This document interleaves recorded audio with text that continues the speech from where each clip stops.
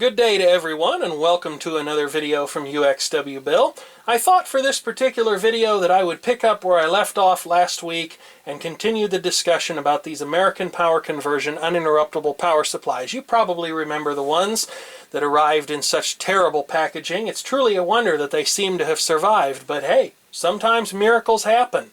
And in this case I can definitely confirm that the Smart UPS 420 here on the bottom of the stack actually does appear to be in pretty good working order, because I bought some sealed lead acid batteries recently for another project and they were available at such a good price that I just went ahead and threw one more into the order to go ahead and give this unit a new lease on life. I'll go ahead and turn it on here.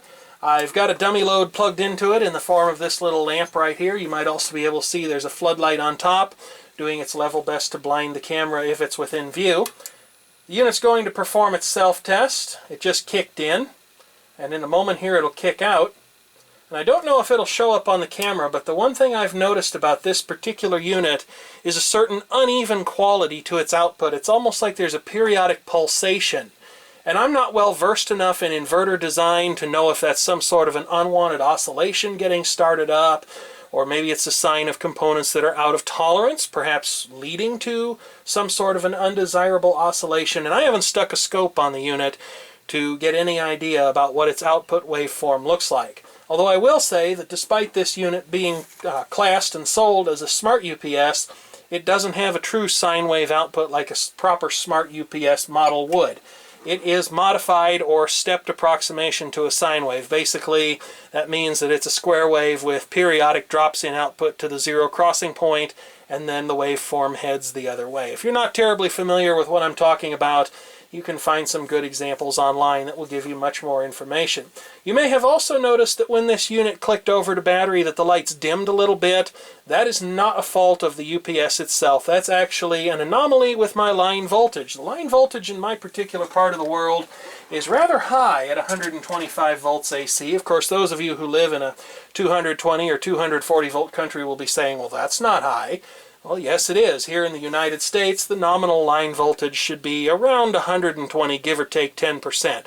So technically speaking, yes, it is within specification, and it does drop off during times such as the summer when there are heavier loads on the power lines. We'll get down to a more reasonable, say, 115 volts AC or thereabouts. So that's the reason why there was a difference in the brightness of the lights when the unit kicked over to its self-test. Basically, though, I'm happy with the performance of that unit. It seems to be working. It's actually the much less interesting of the two. The unit that I really want to talk about is sitting right on top here. This is the APC model number 200DL.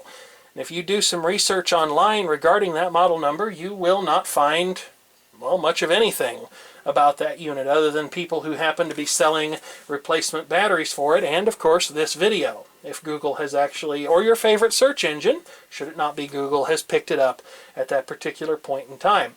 Although these units are very, very different in terms of age, capability, and stature within APC's product line, they do have one thing in common with one another. They both seem to have definitely had their original battery in them. Looked like the battery had never been replaced for this unit. I know it's true, and I recently came to learn that in the case of this unit on the top, it also seems to be true.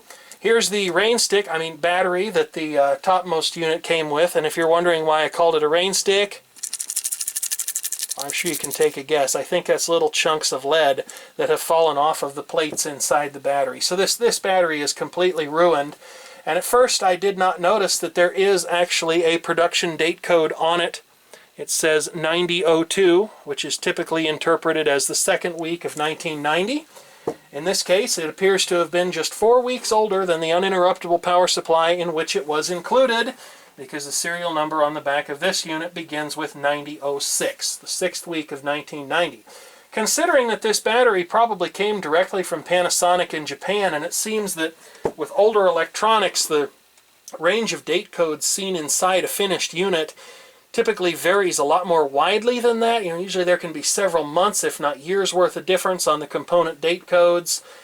I don't really know why that is, unless, the world moved at a slower pace back then, or maybe they simply bought different lots of electronic components from different sellers with differently aged inventories, and then when they all came together, it really didn't matter because ultimately all the parts were the same anyhow. And it certainly doesn't matter for the sake of this discussion, so we'll not be talking about it any further. The thing that I want to do with this particular unit, I want to see, since I believe it is the more interesting of the two, it's certainly the older of the two units, I would like to see if it will come back to life. And I thought that I would document that for your viewing pleasure here on YouTube, because I figure there are probably a few people that are interested in it.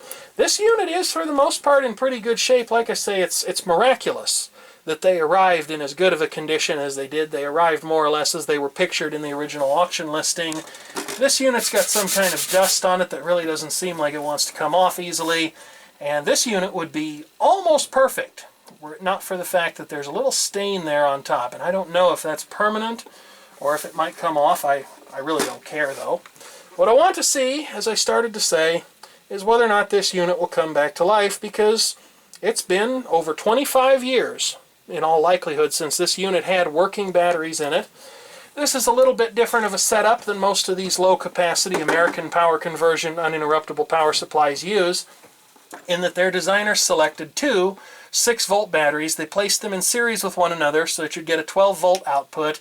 And originally, I don't know where it went. It's disappeared now. You probably saw me set it somewhere.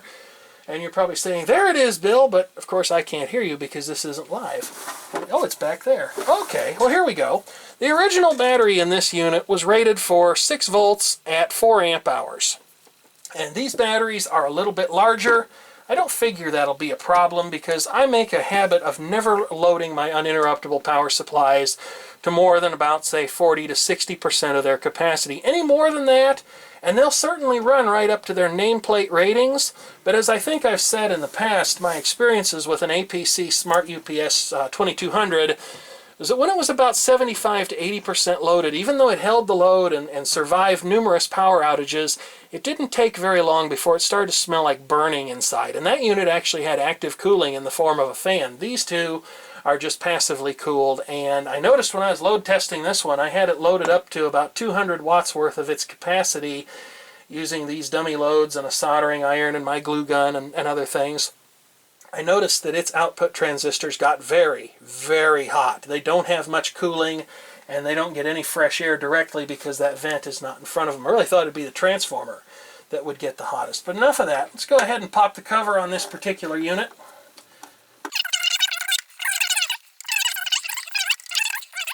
Ordinarily, I wouldn't make a video about changing the batteries in an uninterruptible power supply, but it turns out that in these older American power conversion models, certainly not that one, but this one, as well as the Smart UPS 600 that I have in the other room, the battery changing process is not very user-friendly. I don't think it was something that they intended for mere mortals such as you and I to actually do. So the first thing we'll do is we'll take the top cover off. I just kind of splayed that out. It's got some give in it. You wouldn't want to get too carried away with it. There's a date stamped in there, June 1st of 1990. So we'll put that aside in a safe place. And undoubtedly when I go to put the unit back together, I will probably put that on backwards, which will lead to a bunch of protests from the viewing audience. Let's go ahead and turn those dummy loads on again, just so I'll have a little bit more light with which to work. And I'll show you what's going on here, how this was originally architected. You can see that the circuit board runs along the top here, and then the batteries are held inside this metal cage. Boy, that flickering is unnerving, especially in the corner of my vision like that. But it hasn't blown up yet, so I guess it's all right. You have to loosen the circuit board and lift it up out of the way. You could disconnect all these wires from it, but in this case there are no push-on connectors. Everything was soldered in place, apart from the power switch.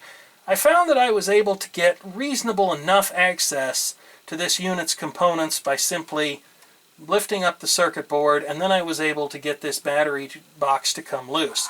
When you do take this battery box loose, you're going to need a very long screwdriver in order to be able to do so successfully. And while it may not be the factory-approved method, I haven't seen any service literature on this unit, and I haven't asked American Power Conversion if they have any. I figure I'll probably get away with splaying this out a little bit. It might not go together quite perfectly, but frankly, who cares? So let's go ahead and start the process here. The first thing I'll do is just go ahead and take these connections off of the power plug, the power switch, I mean. Funny how when I'm doing this, the language always seems to get away from me. Then we'll undo these two screws at the front. And if you're wondering, yes, I am left-handed.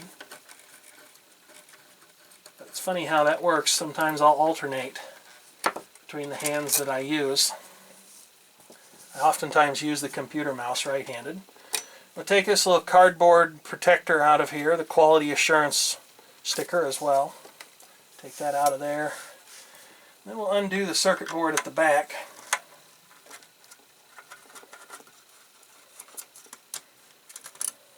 Like I say, this may not be 100% the right way to do this, but it's the way that I'm doing it because I don't have any instructions that tell me a better way. And then we can just kind of pivot the circuit board out of the way just enough to actually gain the ability to work inside the unit. It's not easy. And there's a little lead that interconnects the two batteries here as part of the series circuit that we'll be placing them in. I went ahead and taped that down to the bottom of the case just so it wouldn't get lost in some heretofore unexplored location of my home or workbench or anything in between those two locations. As you can see, this screwdriver is magnetized to beat the band, and I think it made one of those little wash... Oh, there it is. It just stuck to it. I can't believe how strong that thing is. I think it could almost pull a television set across the repair bench here. I have a television set over there. I could put that theory to a test. And as you can see, it's not real convenient to use a regular screwdriver to do this. We'll go over here, and we'll dig around in one of the messes until I find the tools that I'm looking for, which are right here. And a big job like this calls for a big screwdriver. Oh yeah, baby. It's time for your examination. This is such delightful overkill. It really is. Go ahead and we'll loosen that screw. Unfortunately, this one's not magnetized, which would really be helpful in this application. This one is. So we'll just grab those little guys out of there.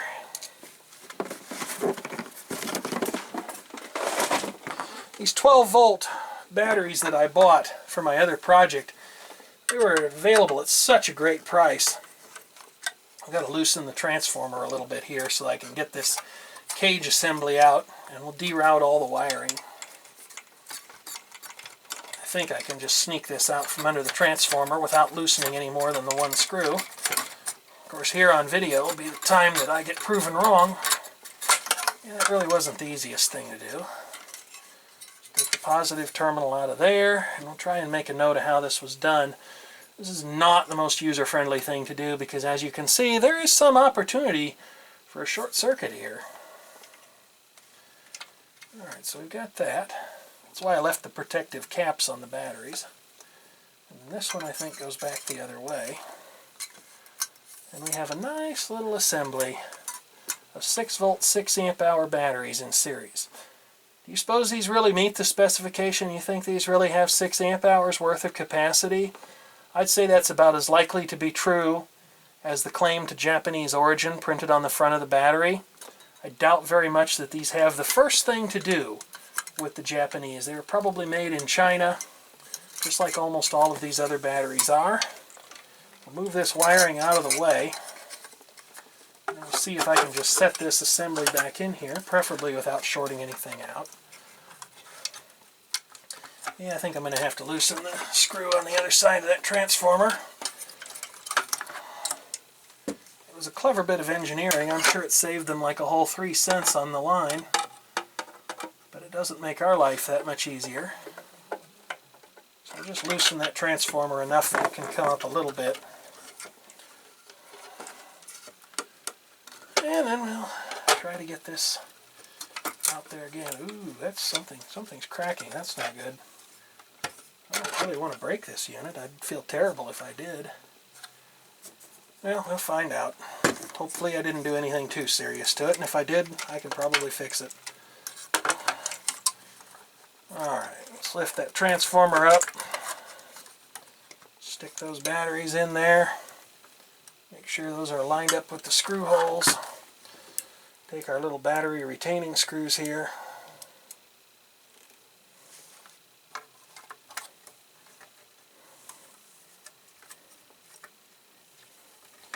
speak softly and carry a very, very large screwdriver. Alright, then we'll put this back in. Come on. Oh, of course you won't thread in nicely on video, will you? No, that would be too easy. There we go.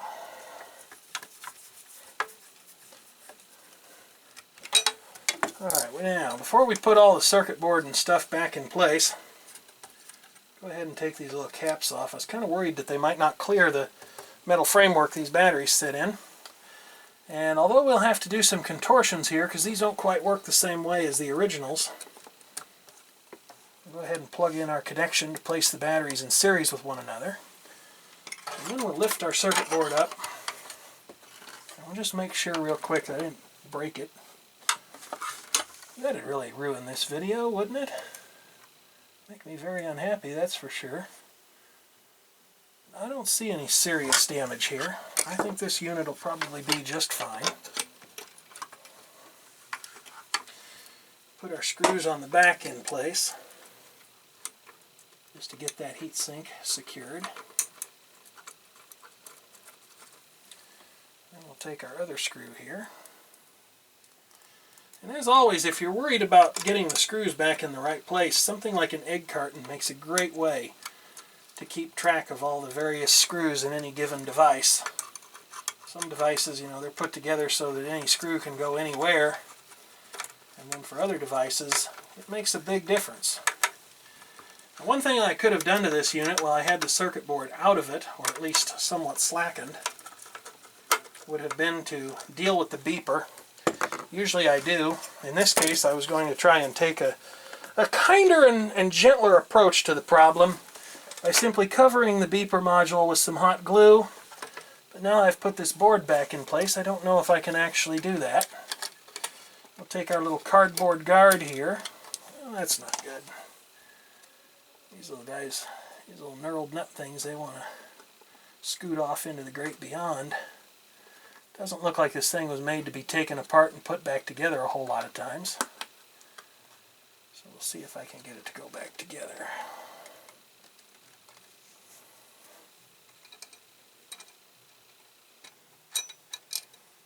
This is going to be fiddly. There can be no doubt about that. Can't be too easy or it wouldn't be worth doing, you know. Alright, let's see if we can get that to go back together.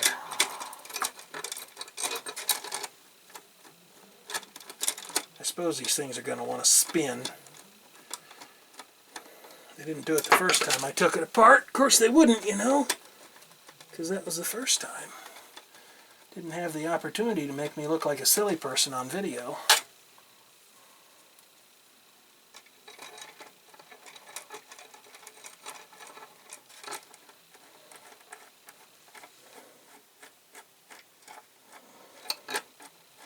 Well, they're not spinning, but I don't really think I'm making any headway here either. So I will be back in just a moment thanks to the magic of video editing. So here we are looking at the unit turned upside down. You can actually see the component side of the circuit board right now. And while it was a little bit tricky, I did manage to get this unit back together. And in the interest of completeness, I'm going to show you exactly what you're up against here, because it turns out it's something of a sandwich of different components, and it's actually kind of a delicate ballet of sorts, a mechanical ballet. It sounds very interesting, doesn't it? To get everything put back together here. You have, starting at the top of the UPS, the screws that hold everything together, and then sitting on top, or actually sandwiched in between holes that are punched in that cardboard shield thing, you have these little knurled nut-like things that they aren't actually threaded. The screws just fall through those, and then they end up screwing into and ultimately being secured by this metal item that's been punched through the circuit board and somehow clinched into place, or maybe glued. It almost looks like perhaps there's some kind of adhesive on that. I don't know if we can really get a good look at that through the wonders of the scanning electron handycam, but I suspect that if that came loose, your life would be about to get just that much more interesting. So now I've got that put back together, and the same thing is true on the other side. It's just blocked by those MOVs over there where you can't actually see it. Once we've got the thing back together, it's time to put the camera back on the tripod and do some tests and make sure that this thing seems like it ought to work. So here's everything facing right side right again. Everything's been tightened down, secured into place. We're just about ready to go here. But before I just go ahead and blithely hook up a battery to this, because believe me, I'm much smarter than that, and certainly nowhere near that brave, we're going to make some tests first. We'll hook up the leads to the power switch, and in case it makes any difference, we'll make sure it's on, though it really may not. And then we'll go down here and we'll get my multimeter, and we'll put it on the ohms resistance scale. Go ahead and fire that up here. Put it where hopefully you can actually see it. Whether you can see it or not, what I'm looking for here is just an idea of whether or not there's anything shorted or broken on this unit's circuit board, because it did have a little bit of rough handling earlier. That's how to go on video. What we'll probably see if things are not shorted or broken and completely open, we'll probably see any capacitors that might be on that board. We'll see them charge up, and the resistance reading will change accordingly. So let's see what we've got here. Yeah, it definitely looks like there are some capacitors on that board that are charging up. And there, of course, they've reached the point where they're basically fully charged. But the good news is nothing would appear to be shorted, and that is a good thing. Some of you probably have experience with just how much electrical energy even a tiny little sealed lead acid battery like that can produce. Even if only for a short time, it's more than enough to start fires, maybe even have a battery explode. I knew a guy once who was changing the engine in a late model Chevrolet Monte Carlo automobile, one of the last rear-wheel drive versions of that automobile they ever made, and he didn't take the battery out. So as he was putting his new engine in, the positive wire touched an exhaust manifold, and that exhaust manifold, according to this young man, glowed cherry red for a period of several minutes. He's very lucky that the battery did not explode or actually cause the car to start on fire. It would have been just absolutely awful, but that was also his kind of speed, too. He wasn't the most clever person I've ever met. I'll go ahead and take the little insulation tip off the battery here, and then we'll snake our battery leads to where they need to go. I've heard that reversed polarity is fatal to these units, so check and double check to make sure you're getting it right. Go ahead and slide that little guy on there if I can. Hopefully I can. You know what, I just realized I forgot to do something.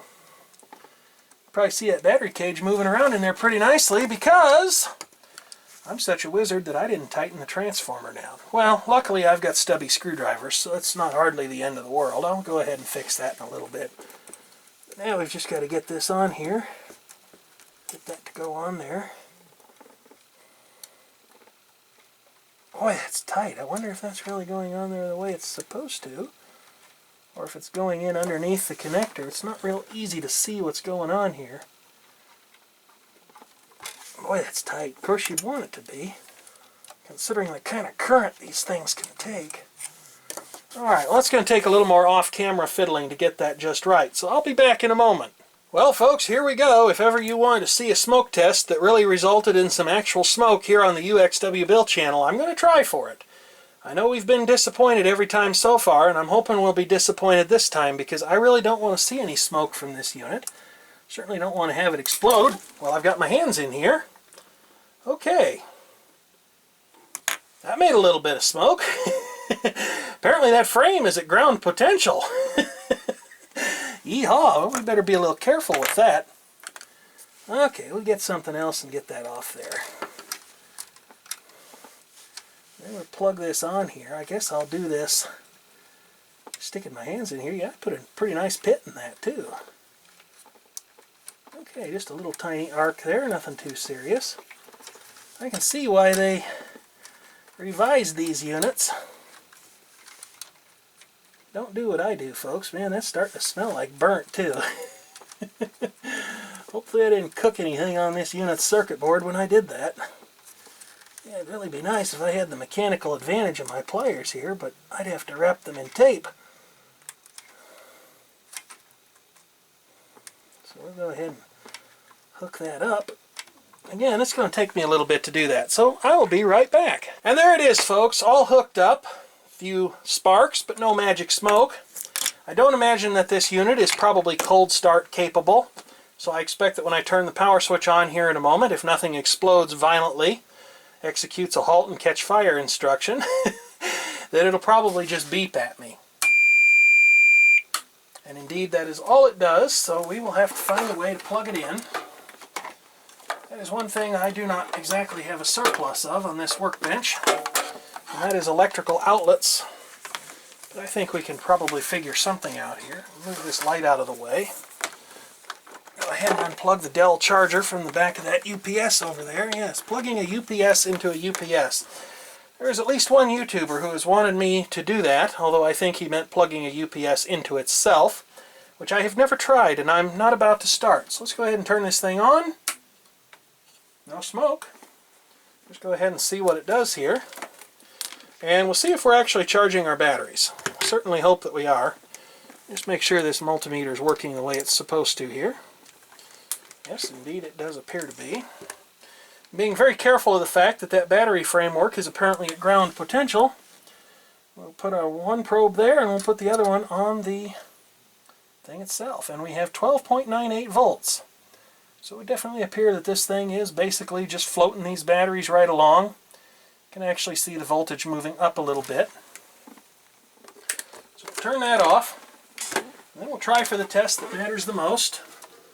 We'll get one of my dummy load lamps here. And we'll hook it up to the unit. There's two outlets on this one. Of course, it only has about 150 watt capacity. This is about a 70 watt plant light that's in here. It's a General Electric Grow and Show fixture. It's passing power at least, that's a good sign. And then the other thing we'll do here is we'll get our very fancy dancy scope meter out. This is the cheap Chinese one as opposed to the Unitrend UT81 that I also have. At least I think that's the model number for that. If I'm wrong, I'm sure someone will correct me. And I would have told you not long after buying this thing that I thought it was a great little scope meter. Unfortunately, the charging circuit stopped working, and the people who sold it to me have been absolutely unwilling to do the first thing about it. So we'll go ahead and we'll make our hookups here. And there we go. We've got a nice AC power line waveform there. A little bit flat-topped on the top and bottoms. Of course, I've mentioned in the past that late at night that's what happens here, and I don't know why. Maybe some of you who are more well-versed in utility power distribution can tell me why that might be. I'd guess that there was a particularly heavy load on the line at night, but I don't know that for sure. So let's go ahead and see what kind of output waveform characteristic this unit has, assuming that it actually works and doesn't immediately proceed straight to the scene of the fire. Okay, there we go. The inverter is running, and it is definitely a modified sine wave topology. We'll hold that up to where you can actually see it. You can see what it's doing there. There will be a future video about my repairing this little scope meter so it'll charge its built-in battery. I'm actually kind of surprised it's good, because it had been sitting out in the garage where it's been very cold for several nights. And most of the time lithium-ion batteries really don't like that kind of treatment. So I think it's time to go ahead and throw the cover back on this unit. Of course, that will be the last trick to avoid shorting anything out when I put the cover on. Because as you can see, there's no kind of insulation in there. There's not even a plastic coating over the top of the metal. So we'll have to be careful with that. Because circuit boards generally don't like to have things connected to one another that are not supposed to. Well, circuit boards really don't care unless you manage to burn them up. But components really don't like that sort of treatment very well. So we're going to unplug this, and I'm going to take this thing. Let's see, it went on here something like this. Watch me screw this up, folks. Watch me let this smoke out of something big time here. That'd be about what happens, too. Alright, we'll turn that guy over, and we've got 4 screws on the bottom. I'll bet you didn't know that changing the battery in an uninterruptible power supply could be this much fun. Wonder how bad I managed to scar these pliers. Oh, they had a nice little bite on them. They're Craftsman, though. They've got a lifetime warranty. And just turn that into Sears, say, oh yeah, these pliers, you know, they must have had a battery in them or something, because they kind of exploded in my hand one day. I have no idea what happened. I'll go ahead and put this unit back together.